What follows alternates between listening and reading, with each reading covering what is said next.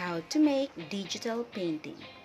This supplementary video lesson is intended for the grade 6 pupils, which is a MELC-based lesson from the Pivot 4A.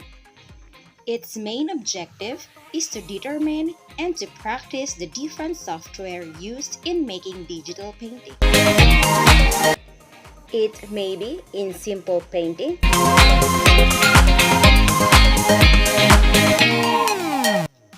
or in 3D paint. What is digital painting?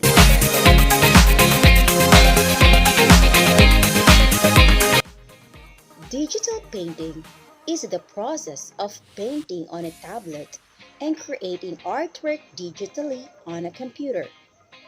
This is done through painting software that uses brushes, much like traditional painting.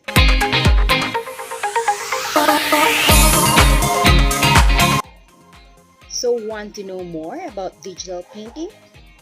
Watch, enjoy, and learn. Happy learning!